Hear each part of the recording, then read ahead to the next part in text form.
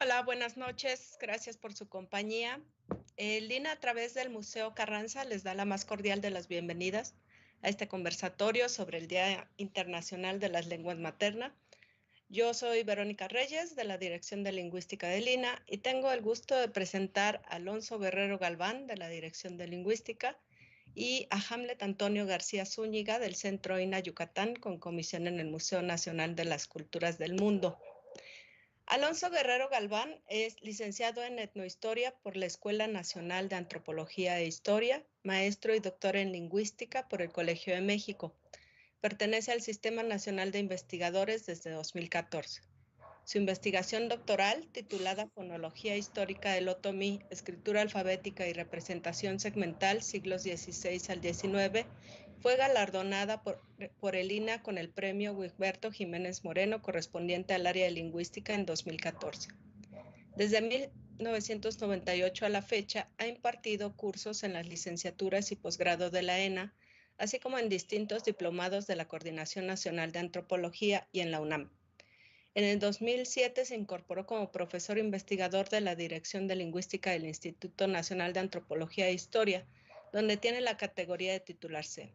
Realiza estudios descriptivos, sociolingüísticos y de filología indoamericana entre comunidades hablantes de lenguas otopames. Hamlet Antonio García Zúñiga, profesor e investigador de tiempo completo titular C de la sección de Lingüística del Centro INA Yucatán, con comisión temporal en el Museo Nacional de Culturas del Mundo, es también consejero de área de investigación del Instituto Nacional de Antropología e Historia. Es licenciado en Lingüística por la ENA, maestro en Lingüística Hispánica por la UNAM y maestro en Ciencias en Metodología de la Ciencia por el Instituto Politécnico Nacional. Fue subdirector de Investigación Básica y director de Investigación en el Instituto Nacional de Lenguas Indígenas. Coordinó las licenciaturas en Lingüística en la ENA, así como Lingüística y Cultura Maya en la Universidad de Oriente. Ha sido docente en la ENA, la Universidad Autónoma de Yucatán, la Universidad Autónoma de Quintana Roo y la Universidad de Oriente. En 2003 ganó también el premio Wigberto Jiménez Moreno a la mejor tesis de licenciatura en el campo de la lingüística.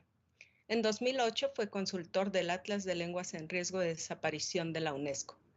Desde 2009 es miembro honorario de la Academia de la Lengua y la Cultura Mayas de Quintana Roo. En la actualidad coordina el proyecto Memorias Autobiográfica y Colectiva como Procesos Sociocognitivos, un estudio en 2 comunidades de Guerrero. Ha trabajado la historia sociolingüística del maya mochó, así como las gramáticas del amuzgo y el español antiguo y moderno. Se interesa por la argumentación, la escritura y la lectura académicas, el bilingüismo, el procesamiento del lenguaje natural y las lenguas indígenas en la escuela. Muy bien, pues muchas gracias por estar aquí en este conversatorio. Y bueno, la propuesta es la siguiente. Vamos a reflexionar en torno a 3 preguntas. Yo haré la primera para que en el orden de presentación se responda y así hasta que lleguemos a la tercera. Les recuerdo a los participantes que tienen 10 minutos como límite para exponer sus ideas a cada pregunta. Entonces, vamos a ver, desde su punto de vista, ¿cuál es el patrimonio lingüístico de México? Si quieres, Alonso, comenzar con tu participación. Ok, bueno, pues muchas gracias. Gracias al Museo Casa Carranza por la iniciativa y la invitación a participar en este conversatorio. Muchas gracias también a mis compañeros lingüistas por acompañarnos, ¿no? Bueno, el patrimonio lingüístico de México es algo muy complejo en el sentido de que no es solamente las lenguas indígenas, ¿no? El patrimonio se refiere a algo que es heredado, ¿no? Por los padres a los hijos, ¿no? O por comunidades, digamos, sociales a individuos, ¿no? Y en ese sentido, esa herencia, ¿no? No es, digamos, privativa de un solo grupo, sino que todas las personas heredan ese tipo de, digamos, tradiciones o valores culturales, ¿no? La lengua, hoy que es el Día Internacional de la Lengua Materna, pues bueno, justamente pues todos tenemos una lengua materna, ¿no? Todos aprendemos una lengua a partir de, digamos, las personas que nos crían, ¿no? Típicamente la madre, por eso es la lengua materna, ¿no? Y a partir de nuestra comunidad, pues aprendamos ciertos usos lingüísticos, ¿no? A veces nuestras comunidades tienen varias lenguas y entonces aprendemos, ya sea simultáneamente o en distintos tiempos, esas lenguas que se hablan en esas comunidades. Entonces, hay 7 millones de personas en México que hablan una lengua indígena, que son originarias, digamos, de un pueblo originario de México, ¿sí? Y en ese sentido tenemos una gran diversidad, además, digamos, del español, ¿no? Estas lenguas indígenas, como seguramente ustedes comentarán, pues están divididas en distintos variantes lingüísticas, que son 364, pertenecen a 11 familias lingüísticas, ¿no? Pero como mencionaba yo, también están, ¿no? Otras lenguas, ¿no? Como el español mismo, que tiene a su vez por lo menos otras 6 variantes lingüísticas del español mexicano, ¿no? Además están justamente las variantes del español de contacto, que son justamente el español, por ejemplo, que hablan las personas bilingües de las comunidades indígenas. También hay lenguas, digamos, extranjeras, pero que ya son patrimoniales en términos de que hay una comunidad radicada en México, como en el caso de los chinos, el caso de los coreanos, el caso de algunos vascos, ¿no? Y hay algunas comunidades que se han organizado para mantener sus lenguas y sus tradiciones, ¿no? Como por ejemplo, incluso creando instituciones como el Liceo Japonés, por ejemplo, para mantener su lengua, enseñar a sus hijos sus historias, etcétera. Sin embargo, pues tienen una acta de nacimiento mexicano, ¿no? Un pasaporte mexicano. En ese sentido, no solamente pues el patrimonio lingüístico de México se limita a las lenguas indígenas, sino también a las distintas lenguas que se hablan en el país, ¿no? Entonces, en ese sentido hay una serie de categorías, digamos, de lenguas que se hablan en el país en términos de la Ley General de Derechos Lingüísticos publicada en 2003, pues bueno, hay una serie de lenguas nacionales, ¿no? Las lenguas nacionales son las que se hablan, digamos, en todo el territorio nacional, ¿no? Las lenguas, digamos, patrimoniales son las que pertenecen, digamos, a cada uno de los hablantes, de las personas que viven en México, ¿no? Entonces, pueden tener varias lenguas patrimoniales o, como pasa con la mayoría de las personas en México, pues el español puede ser su lengua patrimonial. El español, además, tiene una herencia, digamos, postcolonial, ¿no? Que viene a partir de la imposición de el Imperio Español tras la conquista de México, etcétera, ¿no? Una serie de procesos históricos que permiten la instalación del español, sobre todo a partir del 19, cuando se crea el Estado Nacional Mexicano, ¿no? En donde se ve como la necesidad de una homogenización lingüística, ¿no? Y el español se declara de cierta medida como una lengua oficial hasta el año 2000, en donde justamente hay un cambio en la Constitución mexicana, el 2001, que reconoce a los pueblos indígenas como parte fundamental de, digamos, la pluriculturalidad y el multilingüismo en México, y en ese sentido deja de reconocerse a la lengua española como una lengua oficial en términos de su reconocimiento, digamos, en una ley, ¿no? De facto, bueno, pues hay varias inercias, ¿no? Es decir, se sigue y se seguirá legislando en español en México, ¿no? Muchos actos de gobierno son en español, si no es que digamos la mayoría, ¿no? Muy pocos espacios tienen las lenguas indígenas en términos legislativos y en términos gubernamentales, ¿no? Sí, también habrá otros espacios, pero bueno, en esos espacios, digamos, oficiales, generalmente tienen poco auditorio. Entonces, en ese sentido, pues, hay varias dinámicas lingüísticas, ¿sí? Que en donde se mueve, digamos, este patrimonio o lo que podemos considerar como el patrimonio lingüístico de los mexicanos, ¿no? Entonces, es muy diverso y en cada región del país, pues, va a tener sus particularidades, ¿no? Convivencia de grupos indígenas, grupos hispanohablantes, grupos, digamos, de lenguas extranjeras ya vecinos a vecindades en el territorio. Muy bien, muchas gracias. Antonio, si quieres empezar ahora. Muy bien. Gabon, placer Andy bate suena verte negotea. Mi esker Museo Carranzari, bere con vida pregnactic.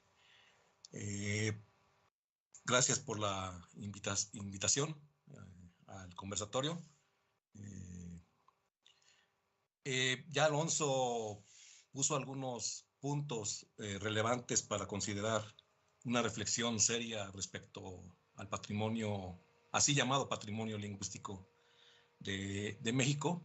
A mí me gustaría empezar primero haciendo una reflexión más profunda sobre el término. Alonso lo esbozó muy bien. Hay que considerar que en la teoría del patrimonio se sugiere que en realidad no hay nada que sea en sí per se patrimonial, sino que más bien el patrimonio se debe a un proceso de patrimonialización. Es decir, son los estudios que hacen diferentes especialistas en diferentes materias. La más conocida es obviamente la arqueológica, respecto a cómo encajar no sé, un palacio, una avenida o una vía de tránsito antigua en la historia y la conformación de la identidad de la nación, más que del pueblo mexicano. Entonces, esto relacionado con las lenguas es un poco difícil de sustentar porque el valor sí es intrínseco a las lenguas, pero es intrínseco para las personas y las poblaciones que hablan dichas lenguas. Entonces, el término patrimonio lingüístico nacional, patrimonio lingüístico mexicano, pudiera ser criticado en ese sentido, de que en sí a la nación mexicana no le pertenece ningún patrimonio lingüístico, sino es a las comunidades que forman parte del país, organizado, pues bueno, querámoslo o no, por un Estado, por una nación, aunque se permitirán por diferentes vías micronaciones, micro en el sentido de más pequeñas que una conformación de diferentes estados-nación o federaciones. En fin. Entonces, esto es lo primero. Lo segundo tendría que ver con, si aceptamos el término patrimonio, pues también lo tendríamos que considerar en un caso histórico, ¿no? Hay lenguas, bastantes lenguas, o sea, no 2, 3, sino más de 100, o sea, lenguas que han desaparecido por diferentes situaciones. La gente tiende a pensar que es natural un proceso de pérdida. Pues sí, un proceso de transformación de una lengua que lleva a una pérdida puede ser considerado normal, pero cuando tenemos casos como los lugares que han sufrido una colonización tan severa como es América, y también México no escapa a esto, pues tenemos lenguas que desaparecieron simplemente por enfermedades, por invasiones territoriales y también por guerras. Entonces tendríamos en el norte, que hoy lo vemos como un lugar de poca diversidad, pues antiguamente era un lugar muy diverso en cuanto a lenguas. Lo mismo ocurría en el sureste. Entonces, ir así, ¿no? Este patrimonio puede ser un concepto criticable si se aplica a las lenguas, y más pensando en un Estado-nación. Tendríamos que considerar, en todo caso, un patrimonio histórico, pero también ya, digamos, entrando a otras cuestiones acerca de la diversidad, que también ya esbozó muy bien Alonso, hay que decir que en México tenemos lenguas muy distintas a nivel genealógico, lenguas que proceden de diferentes orígenes. No es lo mismo una lengua de origen maya que una lengua de origen yuto-azteca, como las dos familias más representativas en sentido de conocimiento. En el norte también no será lo mismo una lengua de origen yumano que una lengua de origen algonquino álgico, como es el kikapú. Entonces, México está conformada por esta sí diversidad muy amplia, pero muy amplia, pero además amplia en el sentido de origen y también en la estructura. Son lenguas que estructuralmente son muy distintas entre una lengua de caso tipo purépecha a una lengua aglutinante, utilizando un término clásico en la tipología lingüística, como pudiera ser alguna derivada de la familia yuto-azteca, predominantemente el náhuatl en cualquiera de sus múltiples variedades, llegando al pipi, por ejemplo, hablado en Centroamérica. Entonces, cuando escuchamos diversidad, hay que pensar diversidad en la historia, diversidad en la genealogía, diversidad en la estructura. Pues también una parte muy importante, que es a mí la que me gusta atender, y que también ya Alonso lo dijo, es que pareciera que esta diversidad no para de crecer. Puede ser por la misma transformación local de las diferentes lenguas y también familias, que, por ejemplo, en Jitotol, un municipio de Chiapas, se desarrolló una lengua, o sea, una variante de zoque por el contacto muy estrecho con el tzotzil, que a estas alturas ya es una lengua muy diferente de las variedades zoques del centro de Chiapas. Ya tenemos una lengua jitotoltepecana, ¿no? Además, aunado a esto, pues hay lenguas, por ejemplo, en 1984, 1986 y todavía hasta 1992, se dio una entrada masiva de mayas guatemaltecos que traían sus propias lenguas. Entonces, con esto la diversidad lingüística en México, pues bueno, se incrementa. Pues por situaciones de migración ya un tanto internacional, pero también por cuestiones derivadas de esto, como pueden ser las deportaciones, pues en Tijuana tenemos una migración que también debe considerarse al francés caribeño. En Chetumal, por ejemplo, también tendríamos por algunas otras razones el inglés beliceño y el Belize criol, la lengua criolla de Belice. Entonces, pareciera que esta diversidad sigue aumentando por diferentes situaciones. Y también a mí me gusta mucho reflexionar sobre el término diversidad y patrimonio. Hago hincapié en la tal vez no pertinencia del término, en el sentido de que México no solamente es un concentrado de cifras, o sea, son 11 familias, sino incluso el término familia pudiera ser también criticable, no son solamente variantes ni agrupaciones, sino hay personas, hay grupos sociales, hay poblaciones completas, hay grupos etnolingüísticos enteros que hablan más de una lengua, ¿sí? Entonces, el bilingüismo o multilingüismo también es un patrimonio de las personas que son hablantes de cualquier lengua que hay en el país, incluso pudiera ser el inglés. El inglés lo aprendemos por muy distintas razones. Bueno, en mi caso no logro terminar de aprenderlo, pero hay gente que lo aprende por esta presión social de que lo que tenemos que hablar es en inglés. Hay gente que un tanto, en ese sentido también de presión social, por cuestiones laborales tiene que aprender inglés. Porque hay personas, muchas personas que por cuestiones de migración aprendió el inglés y regresó a México. Entonces tenemos mixtecos que hablan inglés, pero no hablan español. O mixtecos que sí hablan español y también hablan inglés. O que incluso el español, por ejemplo, purépechas, que lo aprenden en la Florida por tratar de comunicarse con celtales, que también están muy cerca del lago Ochicovi. Entonces, este fenómeno, bueno, pareciera fenómeno del multilingüismo, pero en realidad el multilingüismo es un rasgo de lo más normal, de lo más cotidiano que ha tenido el género humano a lo largo de la historia. Somos políglotas como especie y nunca hemos sido monolingües, ¿sí? Entonces, a mí me gusta reflexionar cuando hablamos de diversidad sobre estas cuestiones, las particularidades de las personas, de las sociedades, de las poblaciones y los grupos etnolingüísticos. Muy bien, muchas gracias a los dos por sus reflexiones, por sus aportaciones. Me parece muy importante que ponen en la mira esto que sucede cuando uno habla de patrimonio, ¿no? Que se imagina uno justo como el patrimonio nacional, ¿no? Y hay como en el discurso una doble idea, porque por una parte en el patrimonio se liga esta idea de nación, ¿no? Y entonces se puede pensar que somos una nación en la que la mayoría habla español y las lenguas indígenas, pues bueno, están como por ahí por curiosidad. Pero realmente lo que tenemos es lo que nos acaban de describir, ¿no? En México lo que tenemos es una diversidad enorme de lenguas, de situaciones, y en las que además el patrimonio lingüístico se liga con el patrimonio cultural material, digamos, ¿no? O sea, la lengua está finalmente permeando el patrimonio cultural material, que es el que se le ha dado más importancia.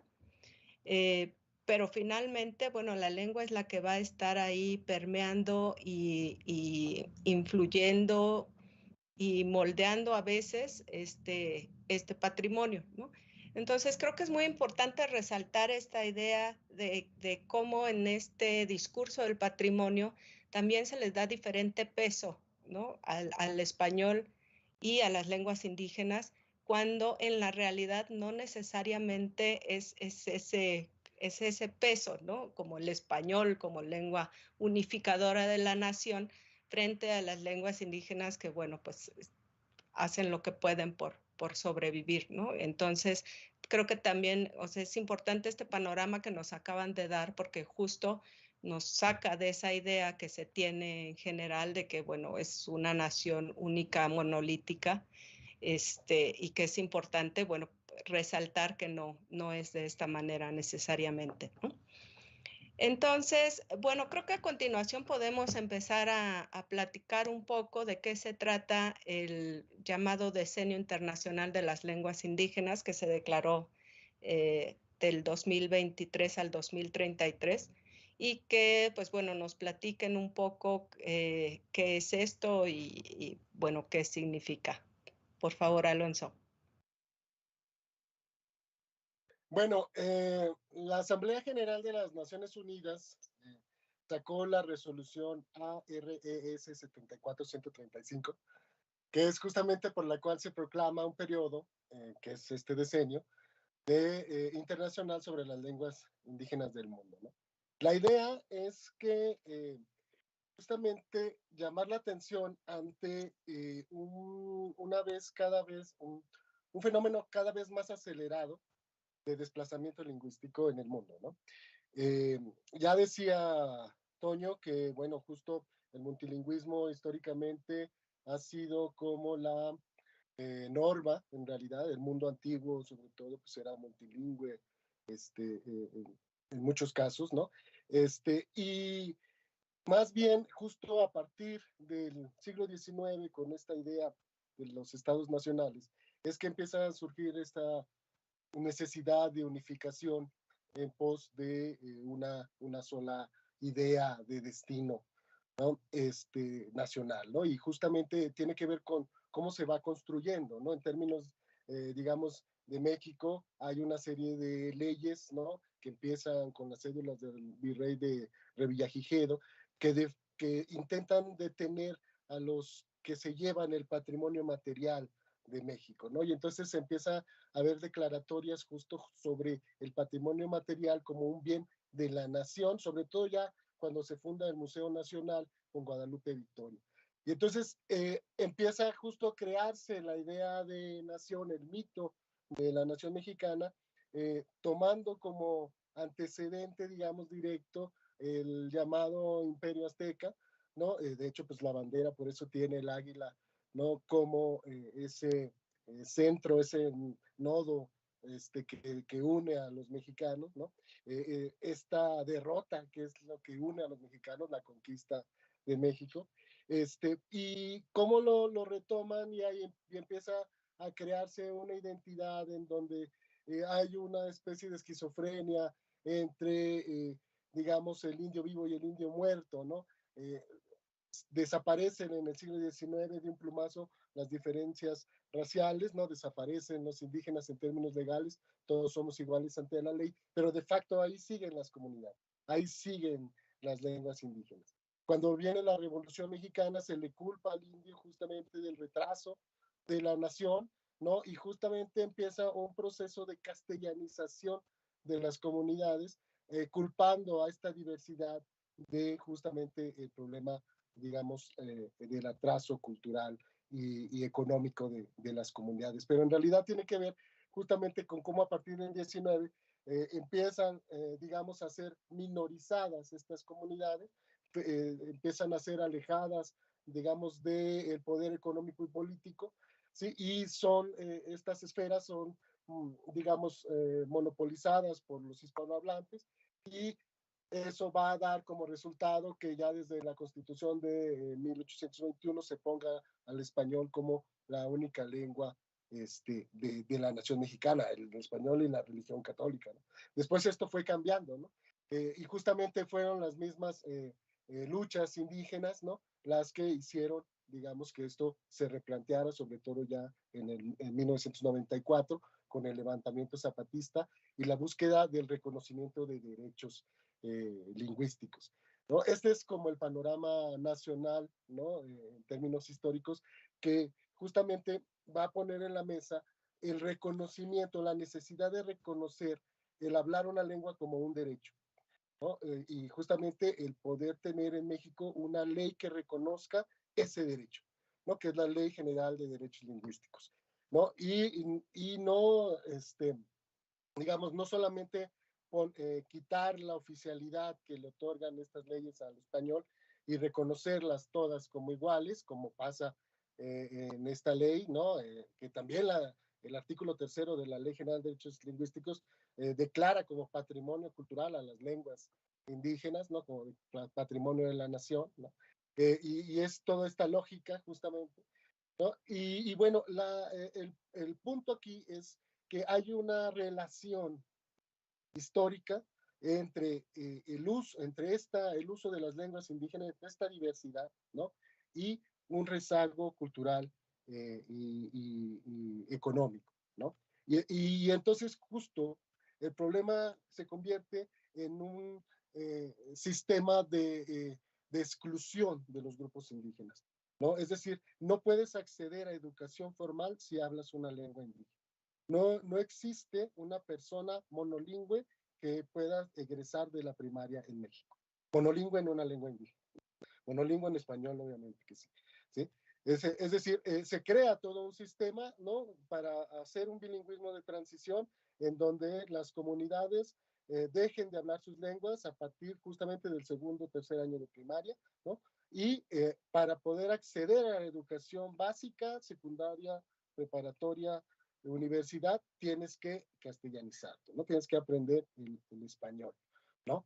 Y entonces hay pues una relación, no solamente, digamos, de indexación en términos del imaginario, ¿no? De lo que pensaban estos revolucionarios de que los indígenas sean la causa del retraso, sino que también justamente como han sido marginados, ha habido un proceso de pauperización de las comunidades que se refleja justamente en altos índices de marginalidad, ¿no? O sea, por ejemplo, en el censo del 2000, el 79.1% de las personas hablantes de lengua indígena son analfabetas, ¿no?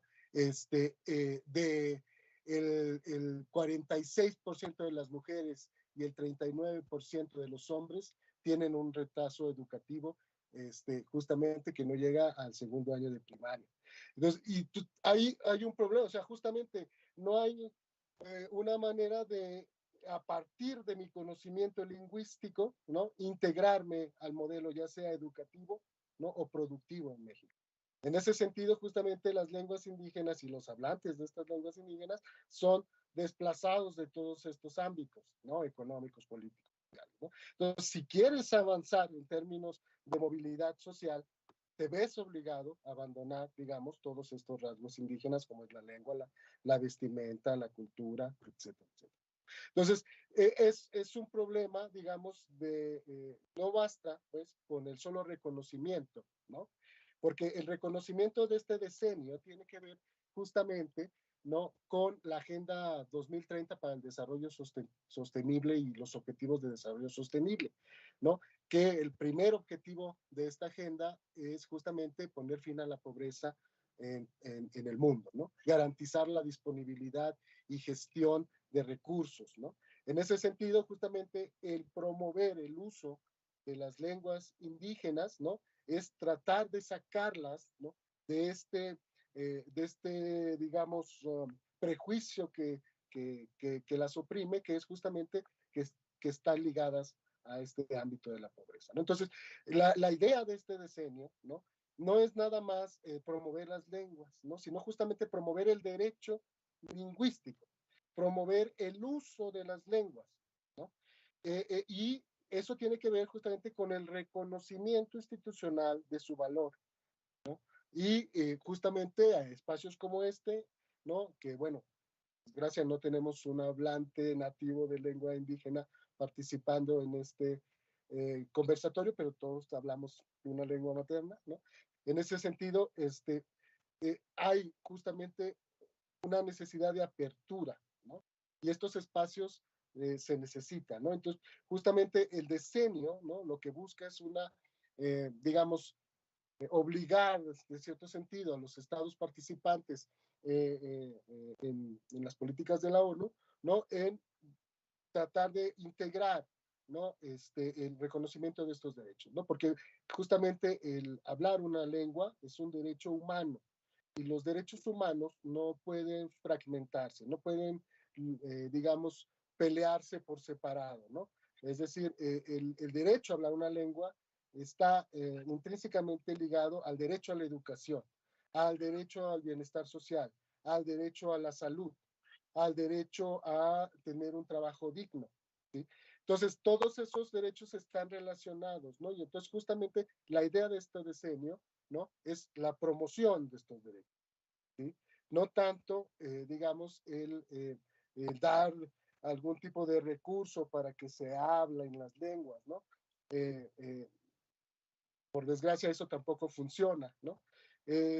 Más bien, justamente lo que se necesita es la apertura institucional, un cambio, una vuelta de tuerca para romper la inercia poscolonial, justamente que nos impide el abrirnos en términos institucionales, mediáticos, legales, ¿no? Al uso de lenguas distintas al español. Muy bien, muchas gracias. Toño, si quieres darnos tu visión al respecto. Sí, muchas gracias.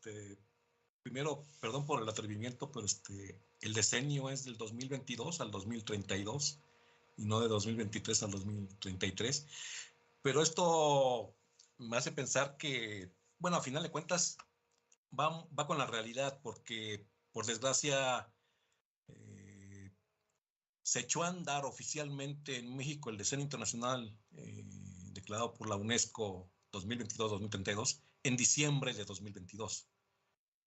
Y algo que también llama mi atención es que en Perú, 2 o 3 días antes, o sea, también en diciembre, dos de los lugares con una representatividad histórica y también de multilingüismo en América, pues empiezan tarde el decenio, bueno, muy, muy tarde. ¿Sí? Entonces, nada más esto.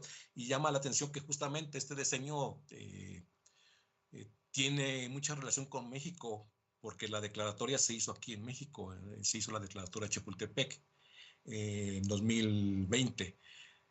Algo que son dos cosas las que llaman mi atención respecto al decenio. Primero, por primera vez en la historia de la UNESCO, un decenio viene precedido por un año internacional. O sea, ya habíamos tenido el Año Internacional de las Lenguas Indígenas en 2019. Este Año Internacional de las Lenguas Indígenas tenía como principal propósito el informar, la sensibilización, la valoración, todo esto que parece muy, muy abstracto, ¿sí? Y en consecuencia también es la primera vez que ocurre que la misma UNESCO dice, bueno, no bastó un año internacional y hacen falta 10 años, o sea, no un año más, ni 2 años más, ni 3 años más, ni un semestre, ni un trimestre, ni un mes, ni un nuevo día sobre 10 años. Entonces, esto nos da una idea de que el mundo en términos lingüísticos está muy mal. Suelen circular cifras muy bonitas, sobre todo el cruce de cifras es muy llamativo. Son muy conocidas, cualquier búsqueda en internet puede arrojar esto que voy a decir, pero la diversidad lingüística en el mundo tiende a representarse por la mayoría y la minoría. Y en este sentido, se dice que el 96% de la población mundial habla únicamente el 4% de las lenguas que hay en el mundo. Y a la inversa, el 96% de las lenguas en el mundo lo habla el 4% de la población mundial. Y si a esto le sumamos que precisamente esta enorme diversidad está en los lugares que tuvieron presencia colonial, nos hace pensar en toda la discriminación, la carga discriminatoria que se han tenido. Entonces, esto es lo primero. El decenio viene precedido por un Año Internacional de las Lenguas Indígenas y es la primera ocasión que se designa un decenio para algo, para lo que sea. Ni siquiera tal vez bueno, no tal vez, sino por desgracia, haría falta un decenio para la igualdad de género, la igualdad de oportunidades y de todo lo demás, hombre-mujer. Haría falta un decenio para abrirnos los ojos respecto a la diversidad que hay en torno al género. Tendría que haber un decenio para la sensibilidad sobre el cambio climático, muchos decenios. Pero justamente con las lenguas pasa por primera ocasión. También ya Alonso nos refirió a la Ley General de los Derechos Lingüísticos de los Pueblos Indígenas. Entonces, como todo esto tiene su recorrido histórico, antes de esta ley establecida en México en 2003, bueno, aprobada y promulgada en México en 2003, en marzo de 2003, hubo cuestiones nacionales, también internacionales, no necesariamente legales. Alonso mencionó uno, el levantamiento zapatista fue importante para esto con, digamos, esta etapa aparentemente final, que es la firma de los acuerdos de San Andrés Sacchen, o San Andrés la Reinsar. Entonces, antes, en 1992, vino la Declaratoria Universal de los Derechos Lingüísticos. Y a partir de ahí ha habido toda una serie de legislaciones, sea en Europa, sea en el mundo, o sea, incluso en América, para que todo digamos, desemboque en esta Ley General de Derechos Lingüísticos de los Pueblos Indígenas, que hay que recordar que es una ley federal, lo que quiere decir que está por debajo de muchas normativas del Estado mexicano. Pero también hay un hecho que creo que merece una reflexión. O sea, hemos hablado del Año Internacional de las Lenguas Indígenas y ahorita estamos hablando del Decenio Internacional de las Lenguas Indígenas y estamos haciéndolo en el Día Internacional de las Lenguas Maternas. Por lo general, el Día Internacional de las Lenguas Maternas se suele emparejar también como si fuera lo materno sinónimo de indígena. El término indígena obviamente choca, tiene toda una carga histórica y social y también, bueno, en ese sentido también discriminatoria. Y a esto es a lo que me quiero referir. ¿Qué estamos considerando como lenguas indígenas? ¿Únicamente hay en México o hay en más lugares? En principio, ya lo he referido, si no mal recuerdo, en 3 ocasiones, las lenguas indígenas son aquellas que han vivido un proceso de colonización. ¿Sí? En otros términos, una invasión y un sojuzgamiento por toda una forma de pensar la relación territorial con el poder. ¿Sí? Entonces, América sería un territorio donde tendríamos lenguas indígenas. O sea, desde Alaska hasta la Patagonia habría lenguas indígenas. No importa si más o menos, si un estado tiene más, si un estado tiene menos. Lo importante es que hay lenguas sojuzgadas. En Canadá y en Estados Unidos han vivido procesos muy tristes que están siendo dados a la luz, sí, se han dado a conocer recientemente, ¿no? La extracción de niños indígenas para que dejen hablar sus lenguas, ponerlos en algún tipo de iglesia, en fin. Pero también en otros espacios del mundo hay lenguas indígenas, ¿no? Pensemos el sureste asiático y también pensemos el territorio muy amplio comprendido por Oceanía, Melanesia, Micronesia, Melanesia y Polinesia, ¿sí? Con los nombres que puedan variar, si es Oceanía cercana, Oceanía lejana o como sea, ¿no? Entonces, si concentramos nuestras miradas en esos lugares, tendríamos fácilmente el 80% de la diversidad lingüística en el mundo, ¿sí? Pero también hay un hecho que vale la pena reflexionar. Hay otras lenguas que han padecido otro tipo de colonización, otras lenguas en el mundo que han sufrido otros procesos de colonización que sí pueden ser diferenciados, pero que a final de cuentas pudieron haber vivido, están viviendo o podrán seguir viviendo procesos muy similares a los que vemos, por ejemplo, en México.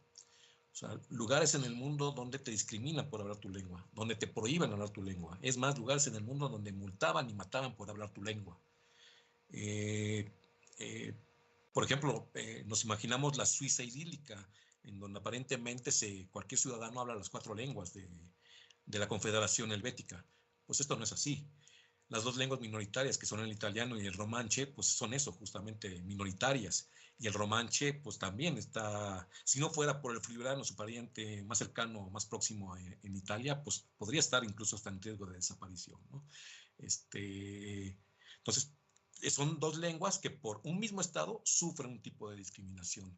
Dentro de lo que se suele llamar el Estado español, sí, además del euskera en el propio País Vasco, el catalán en Cataluña, pues también está el catalán en la franja de Aragón y el mismo aragonés, ¿no? Una lengua que no tiene reconocimiento, igual el asturiano no tiene un reconocimiento oficial, variedades del asturleonés, que el jalimegu, en fin, hay una diversidad mayor en los diferentes estados-nación europeos que, si bien no han sufrido la colonización digamos, aniquiladora que ha habido en otras partes del mundo, sí están viviendo procesos similares a los que tenemos en los lugares donde están estas lenguas indígenas. Entonces creo que era pertinente pues la aclaración, por decirlo de alguna manera, sobre qué estamos entendiendo por lenguas indígenas. Sí, muchas gracias, Toño, y pues muchas gracias por la corrección, porque efectivamente el decenio corre del 2022 al 2032, y bueno, pues también de los errores aprende uno, porque justamente lo que refleja este lapsus, yo creo que es lo que ya mencionas, ¿no? Que el decenio parece que ha arrancado muy, muy lentamente, en las acciones, sobre todo, ¿no? Porque finalmente el decenio, pues el objetivo es el defender el derecho de las comunidades o de los hablantes a preservar, a revitalizar y a difundir su lengua, ¿no?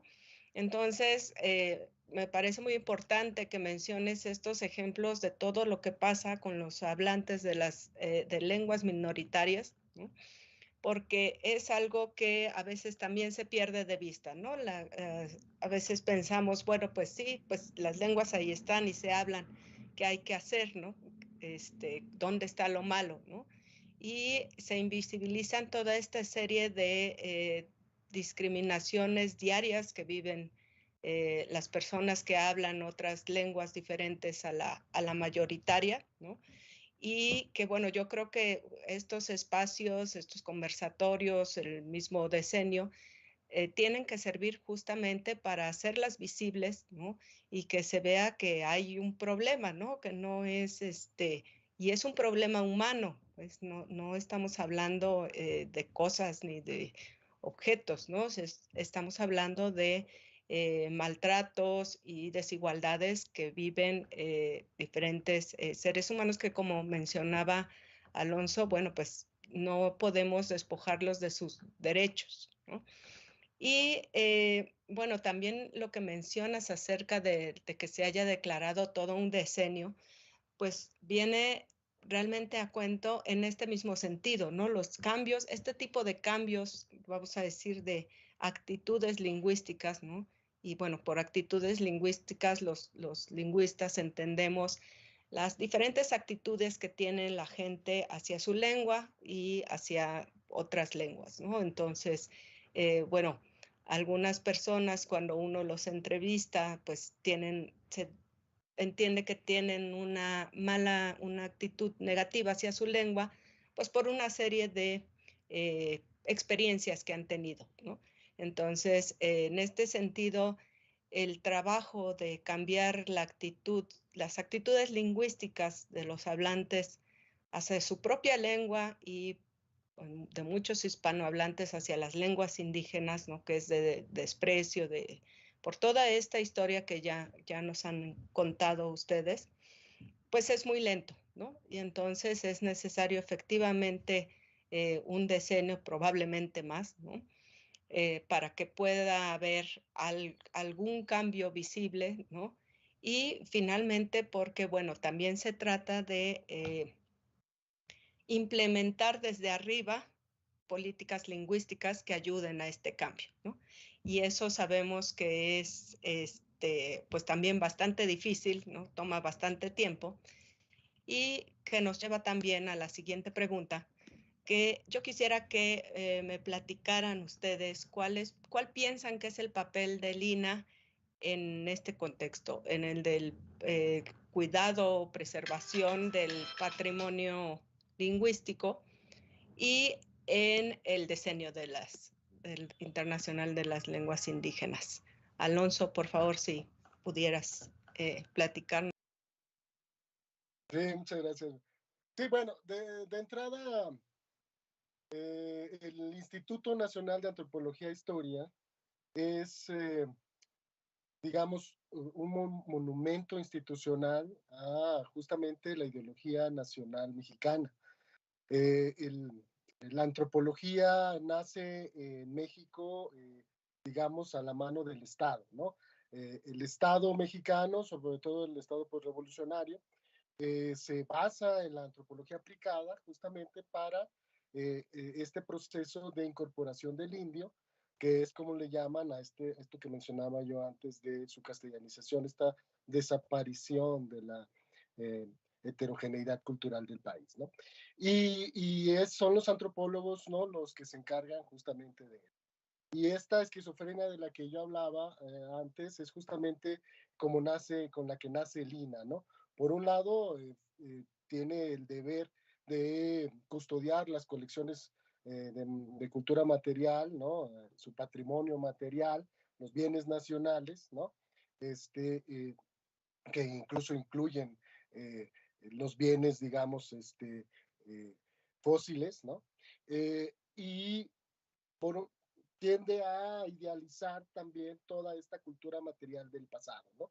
Todo lo que se conoce como la arqueología mexicana, ¿no? Entonces, también la arqueología mexicana participó, digamos, activamente para crear las grandes ideas de lo que es México, ¿no? La arqueología monumental, Teotihuacán, Chichén Itzá, ¿no? O sea, las grandes construcciones del pasado, ¿no? Que ya también Toño nos mencionaba cómo todos esos antiguos monumentos o edificios que tenían otra función se reincorporan históricamente al imaginario, ¿no? Y bueno, en ese sentido, el INAH tiene, ¿no?, esta labor, ¿no?, por un lado, de coleccionar y de custodiar este patrimonio, y por el otro, justamente, de documentarlo, ¿no? Y entra esta división, ¿no?, entre los indígenas muertos o los bienes ya materiales del pasado versus qué es lo que pasa con los indígenas vivos, ¿no? Cuando surge el INAH, justo junto con el Instituto Nacional Indigenista, lo que buscan, ya mencionaba yo, es integrarlo, ¿no? Y generar un México mestizo, ¿no?, que tomara lo mejor de los dos mundos, ¿no? Del mundo europeo y del mundo indígena. Esto no sucede así, ¿no? En realidad, justamente ya vimos que hay más bien un proceso de minorización de los grupos indígenas. Sin embargo, el INAH como tal tiene como parte de sus objetivos, ¿no?, como lo dice la ley orgánica en su artículo 2, ¿no?, la obligación de hacer investigación científica sobre antropología e historia, principalmente con la población del país y la conservación y restauración de su patrimonio, ¿no? En este sentido, tiene el INAH cierta obligación, ¿no?, por la defensa o la custodia o el registro de este patrimonio. Como ya veíamos, ¿no?, meter a las lenguas dentro del patrimonio nacional es toda una problemática, ¿no? Es difícil incluso en términos teóricos, ¿no? Sin embargo, en términos legales, como ya veíamos, incluso la misma ley los sitúa dentro de este campo, ¿no? En ese sentido, aunque no se especifica en ningún reglamento del INAH que tenga, digamos, la obligación de documentar o conservar el patrimonio lingüístico, pues se entiende que como parte de sus atribuciones en la investigación antropológica, pues es parte de estas atribuciones justamente hacer investigación sobre este universo lingüístico que tenemos en México, ¿no? Entonces, el INAH tiene, pues, en ese sentido, la obligación, ¿no?, de hacer esta documentación. El INAH como tal tiene un área de lingüística, sí, que es la Dirección de Lingüística creada en 1968, pero no concentra a todos los investigadores lingüistas del INAH, ¿no? También los centros regionales y los distintos museos y distintos centros de trabajo tienen investigadores lingüistas, ¿no? Alrededor de 49, 50 investigadores de base. Estos investigadores tampoco digamos, agotan, ¿no? La posibilidad de estudios de este patrimonio, de este universo lingüístico del que hemos estado hablando. ¿No? O sea, simplemente nada más pensando en los 68 pueblos, ¿no? O agrupaciones lingüísticas, no lenguas, ¿no? Sino pueblos, ¿no? Ni siquiera hay digamos, un lingüista para que trabaje con cada uno de estos pueblos, ¿no? Menos de las 365 variantes, ¿no? Que hablan o lenguas que hablan estos pueblos, ¿no? Además del español, que también es muy interesante su estudio del español mexicano, etcétera, etcétera, ¿no? Entonces, de entrada, pues, el INAH está rebasado en términos de los investigadores que tiene, ¿no? Con respecto al universo, ¿no? Estudiable de lenguas indígenas. En ese sentido, ¿no? Una política lingüística del INAH es necesaria, ¿no? No ha habido nunca una única política lingüística del INAH, ¿no? O sea, simplemente se ha seguido la inercia de mantener, digamos, las comunicaciones, las páginas de internet, etcétera, todo en español, ¿no? Como sucede en las demás áreas del gobierno federal, porque el INAH pertenece al gobierno federal, ¿no? Pero hace falta realmente replantear esta política, ¿no? Entonces, un primer punto importante para repensar esto es justamente visibilizar las lenguas y este patrimonio, ¿no? Cómo hablan las diferentes, por ejemplo, formas de hablar el español en México, o sea, no solamente las lenguas indígenas, ¿no? Y bueno, visibilizarlo, ¿no? En sus medios, por ejemplo, en las señaléticas de las zonas arqueológicas, ¿no? Haciendo justamente trabajo para ver qué lenguas se pueden poner en cada lengua, etcétera, en cada zona, etcétera, ¿no? También es necesario sensibilizar a los funcionarios mismos del INAH y de las instituciones con las que trabaja o coadyuva el INAH, ¿no? Justamente sobre el papel que tienen los lingüistas y la investigación lingüística, ¿no? Muchas veces no se sabe qué es lo que hacen los lingüistas o para qué sirve esta rama, ¿no? Muchas veces se piensa que solamente son como para enseñar lenguas o algo así. No se tiene claro justamente que hay todo una serie de disciplinas lingüísticas que van desde la descripción de una lengua o de una variante como podría ser el español de la Ciudad de México, ¿no? Hasta justamente la acción legal en términos de aportar pruebas periciales en algún proceso judicial en términos de peritajes lingüísticos, ¿no? Que también el INAH los hace, ¿no? Y los investigadores del INAH los hacen. Entonces, también hace falta esa sensibilización, ¿no? También hace falta fortalecer el desarrollo sustantivo del área de lingüística. Tiene muchas carencias en distintos sentidos, ¿no? Y también hace falta justamente foros como este para difundir, ¿no? Este patrimonio. En ese sentido, los lingüistas del INAH se han organizado ya en un foro del área de lingüística, ¿no? Que tuvo su primera edición en junio del 2021 y del cual emergió un manifiesto del área de lingüística justamente frente al Decenio Internacional de las Lenguas Indígenas. Ahí se plantearon 6 problemáticas, ¿no? Importantes que me gustaría destacar, ¿no? Una es justamente esto que ya mencionaba, ¿no? Que no hay un reconocimiento de las labores sustantivas de la investigación lingüística y de la necesidad de fomentarla dentro del INAH, ¿no? Sobre todo porque, como ya se mencionó a lo largo de esta charla, pues hay un contexto de desaparición acelerada de estas lenguas, ¿no? Entonces, en un lapso de 20, 50 años, muchas de las lenguas que hoy en México se hablan van a dejar de hacerlo, ¿no? En ese sentido, es necesario un mayor número de investigadores de lingüística en el INAH, ¿no? También hacer una mejor articulación de estos investigadores y de los que ya existen, pero que tienen distintos tipos de contratación. También el punto 4 sería la vinculación entre investigadores y docencia y formación al interior del INAH. Ha habido una desvinculación entre justamente los museos y las áreas de investigación, entre las áreas de investigación y las escuelas del INAH, ¿no? Entonces es necesario repensar justamente cómo volver a integrarnos, ¿no? El punto 5 sería justamente la difusión del quehacer lingüístico del INAH, y el punto 6, la actualización y adquisición de infraestructura, ¿no? Que es un problema que atraviesa el INAH en todas sus áreas, digamos, ¿no?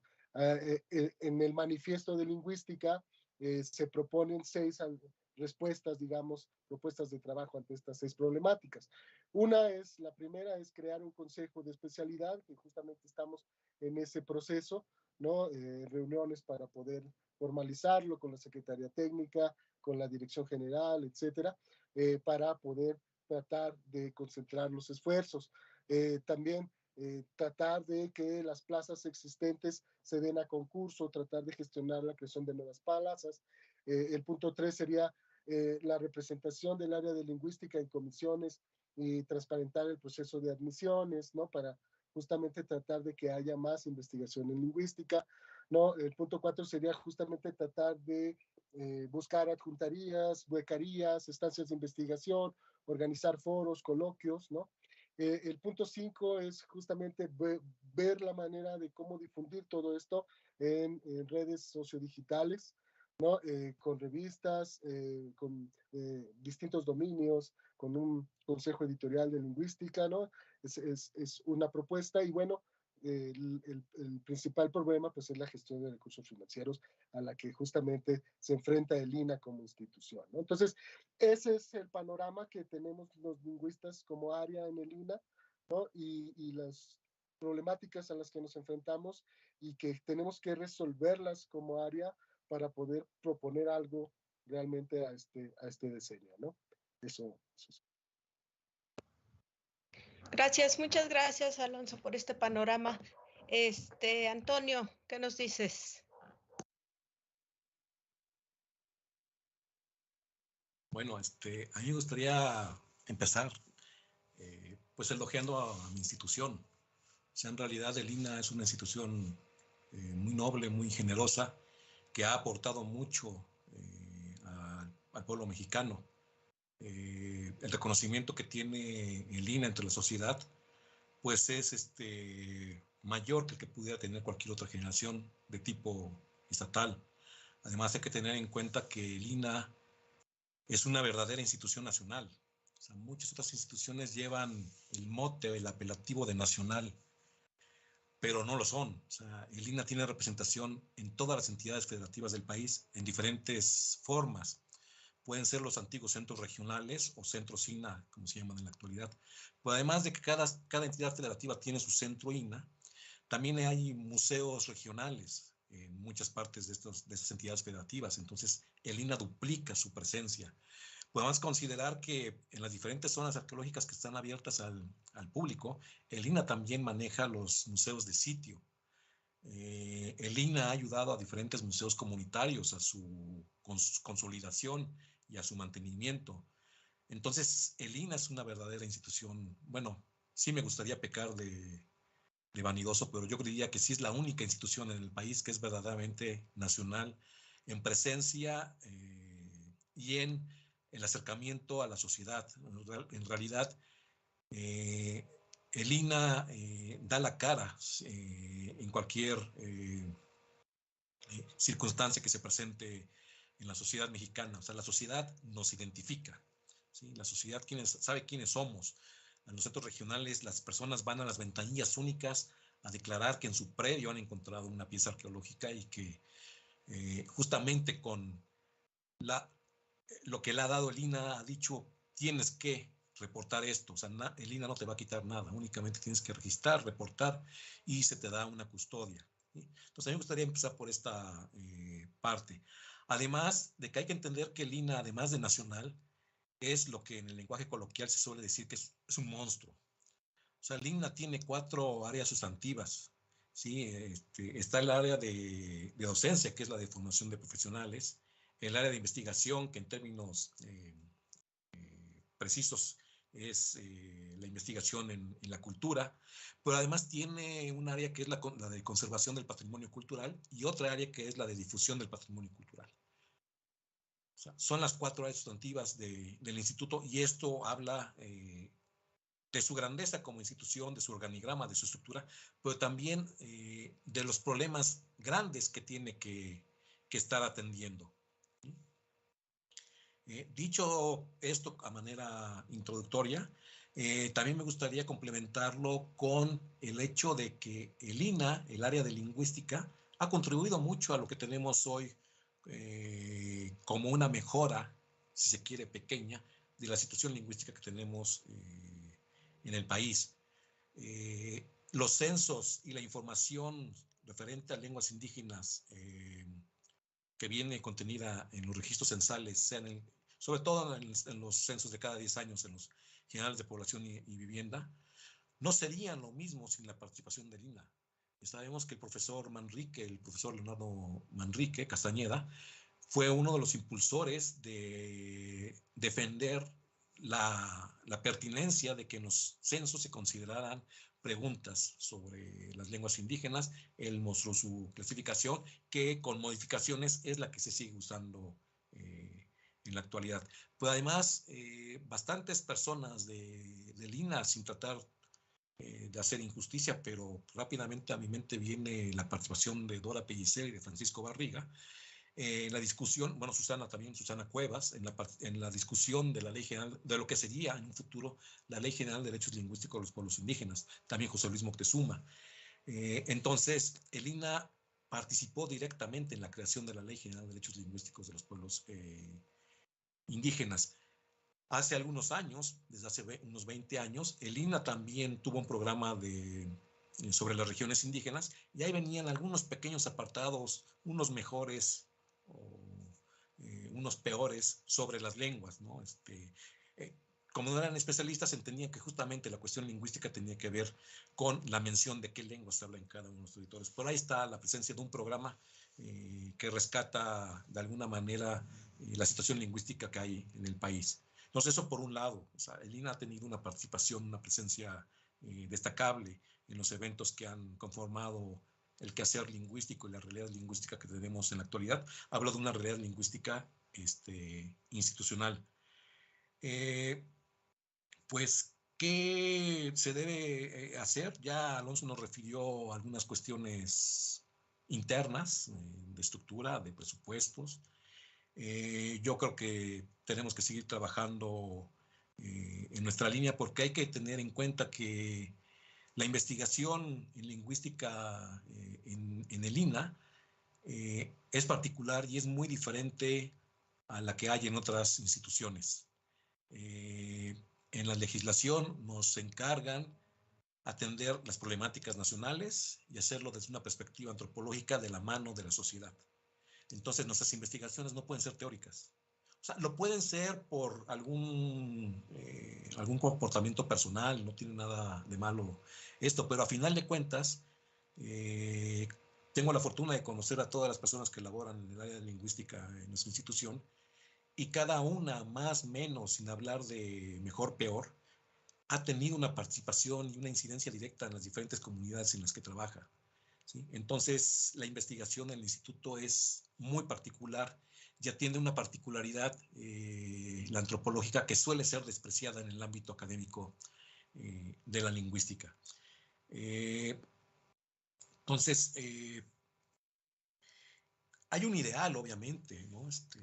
El ideal sería la reestructuración del área de lingüística, como ya lo planteó Alonso al interior del INAH.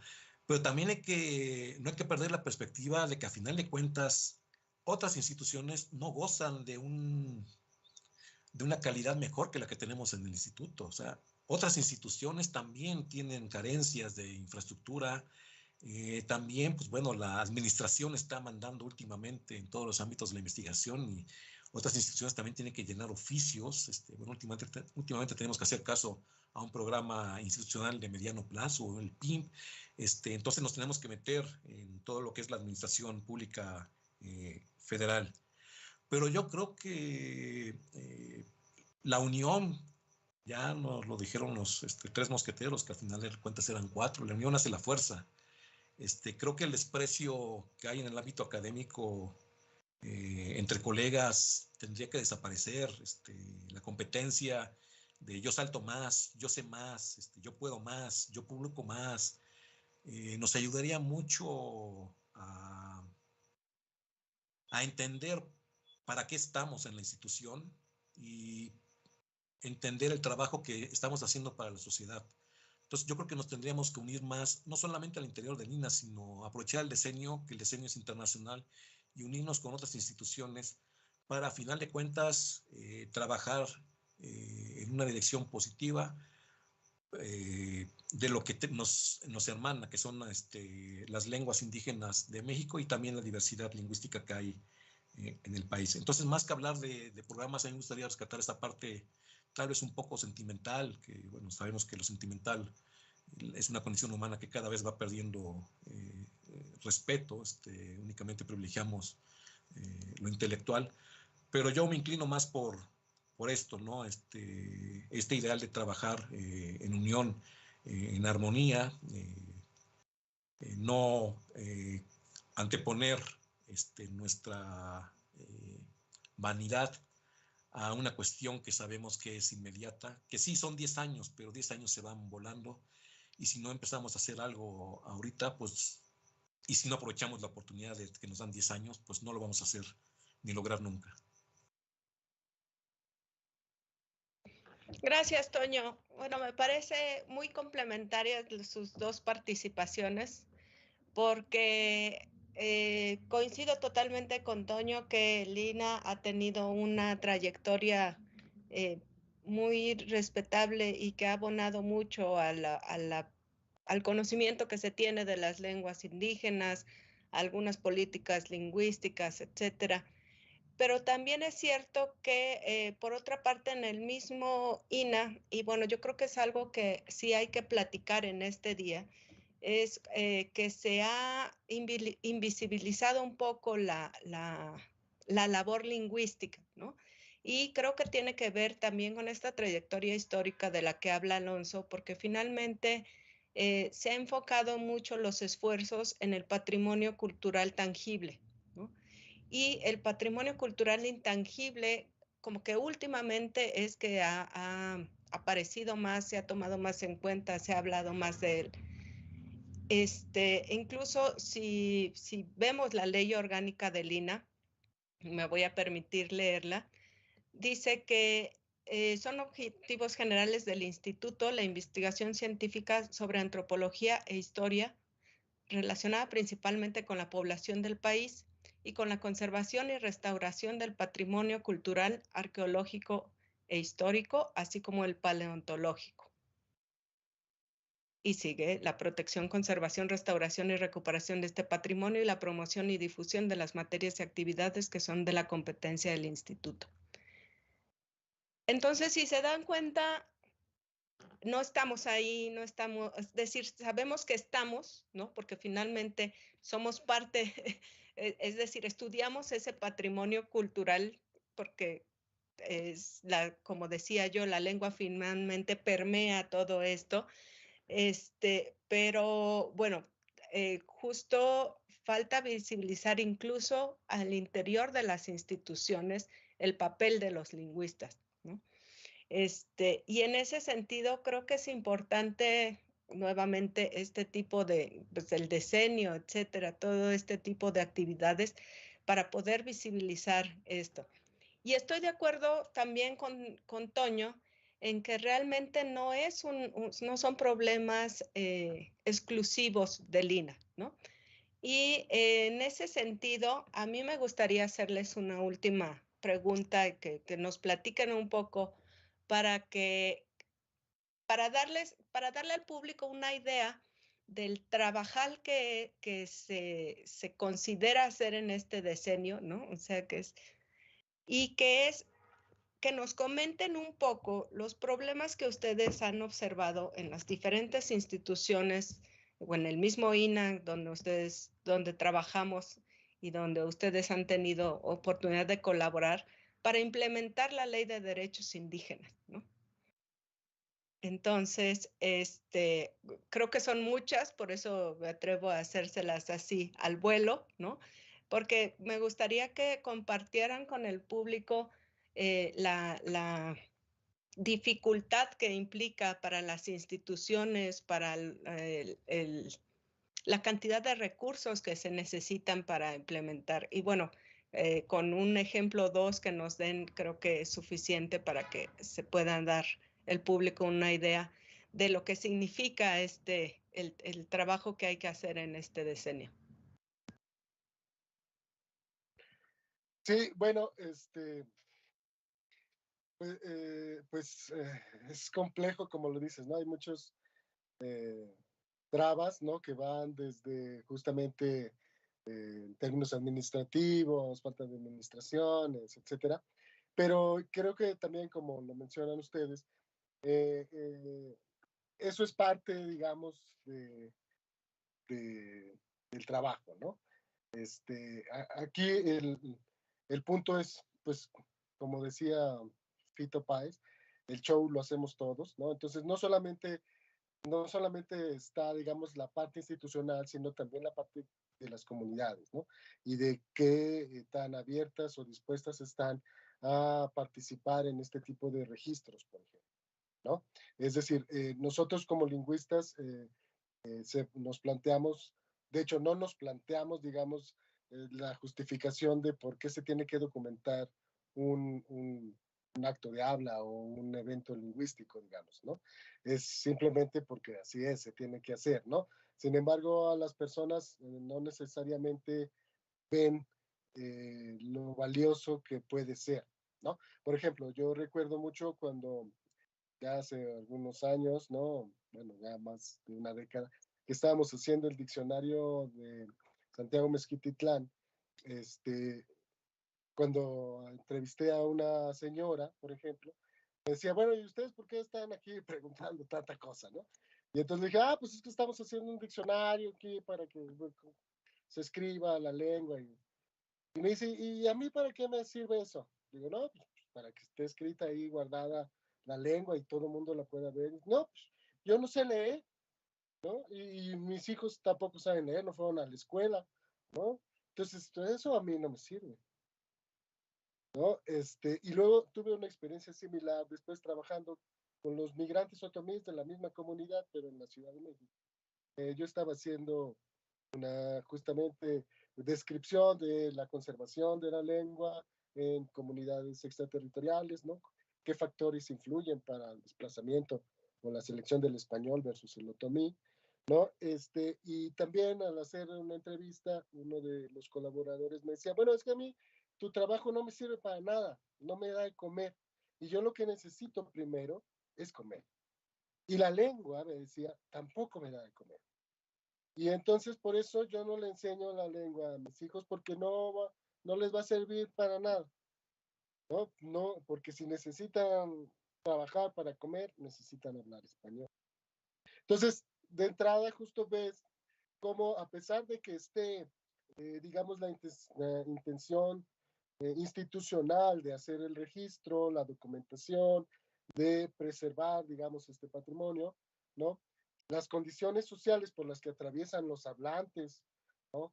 De estas lenguas, los dueños, digamos, de este patrimonio, pues son muy difíciles, ¿no? Y en ese sentido, justamente no ven, ¿no? La funcionalidad en sus vidas, digamos, de para qué un instituto tan monstruoso como el INAH no quiere irle a preguntar si habla o no habla una lengua indígena, ¿no? Entonces, es complejo, porque además luego también, al ver el monstruo que representa el INAH, pues también las comunidades dicen, bueno, yo sí participo en la documentación, pero pues el INAH también tiene que participar en alguna cuestión con nosotros, ¿no? Es decir, términos económicos o con alguna ayuda, ¿no? Y eso también es algo complejo, porque justamente como funcionario público no puedes ni pagar por los datos ni recibirlos como regalo, ¿no? O sea, es muy compleja justamente esa negociación de cómo participar dentro de una institución pública, ¿no? Para generar datos de investigación sin además afectar los derechos tanto patrimoniales como, digamos, culturales, identitarios de las comunidades, ¿no? Sin, digamos, apropiarte de sus manifestaciones culturales. Y eso es algo justamente con lo que lucha, digamos, cotidianamente el antropólogo o el lingüista, ¿no? Pero que cuando ya lo haces desde un nivel institucional como el INAH, pues entonces también las comunidades quieren ver una respuesta más institucional, ¿no? Entonces es un problema porque justo ahí es donde entra uno, el tira y afloja de la institución, hasta donde la institución puede justamente apoyar en otros términos, no solamente con la investigación que realiza la propia institución, ¿no? A las comunidades que además están aportando toda la información, ¿no? Para hacer este registro. Entonces, es muy complejo, ¿no? Porque justamente queda el lingüista o el antropólogo como ahí intermediario, ¿no? Entre la parte institucional y la parte comunitaria.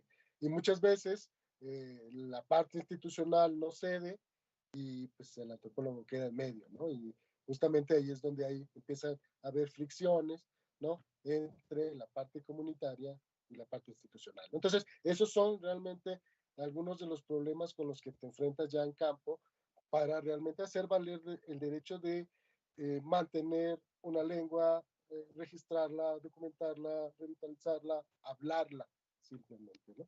Entonces, es así de complejo y ese es el, digamos, lo que hacemos parte del trabajo de los artistas, ¿no? De manera continua. Gracias, muchas gracias, Alonso. Toño, por favor. Sí, bueno, también para tratar de entender esta complejidad, van rápidamente dos anécdotas, una personal y una vivencial, si lo queremos ver así.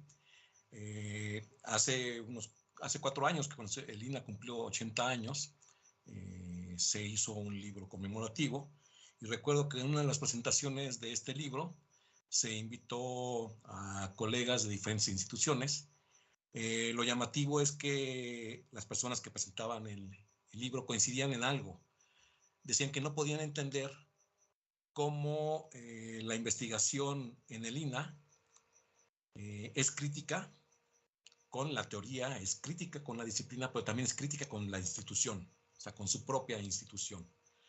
Entonces, este es un problema, a final de cuentas, para quienes laboramos en el instituto, en el sentido de nuestro trabajo. No se trata de imponer una censura, sino simplemente de que tenemos esta perspectiva, ¿no? Porque, por lo general, uno de los paradigmas de investigación social que predomina en el instituto es el de la investigación-acción. Entonces, es esto que nos acaba de decir Alonso.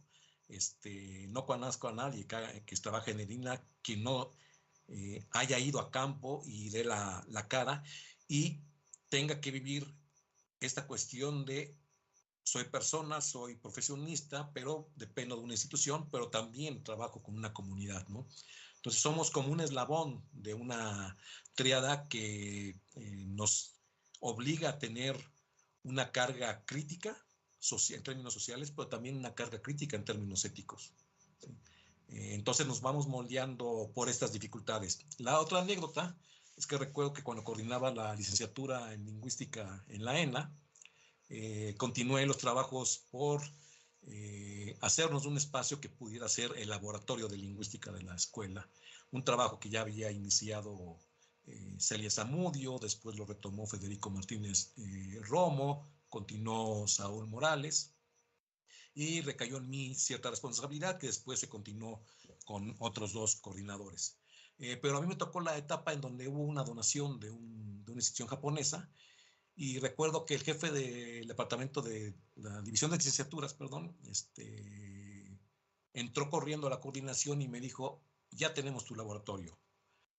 Me dio un micrófono y me dijo, mira, este micrófono lo instalas a tu computadora y ya está tu laboratorio.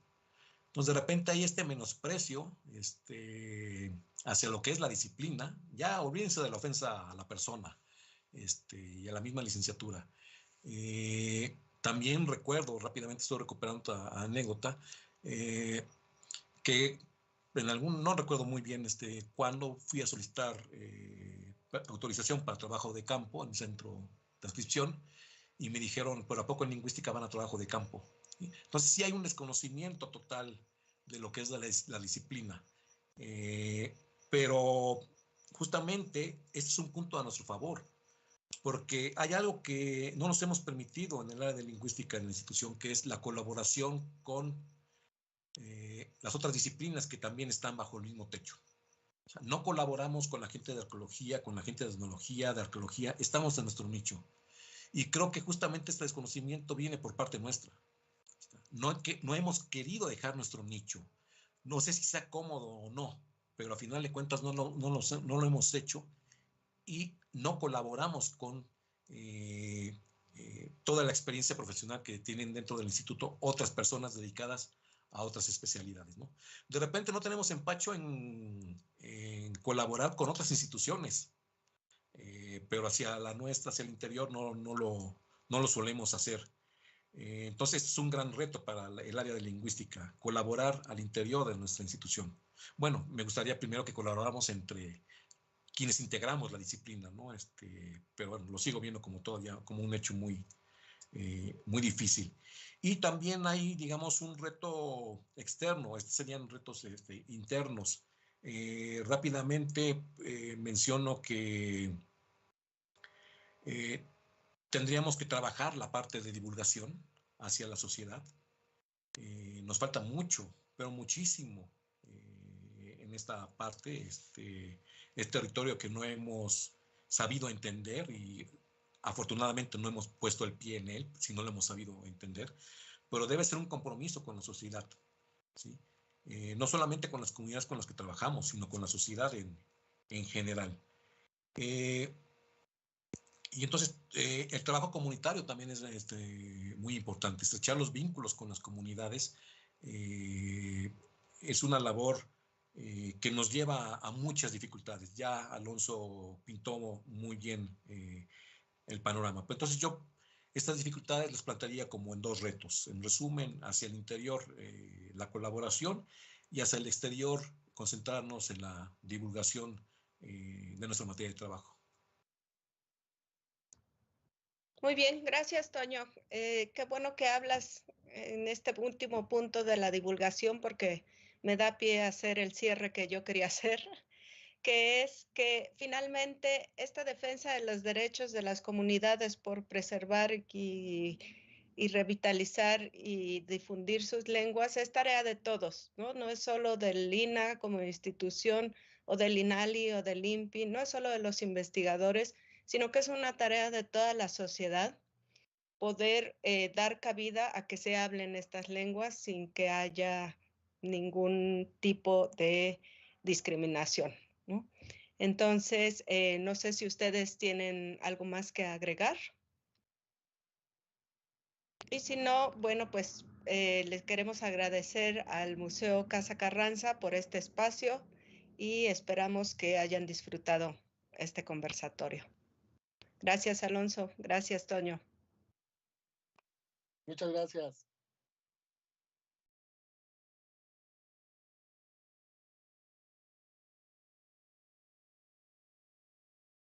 Instituto Nacional de Antropología e Historia. Secretaría de Cultura. Gobierno de México.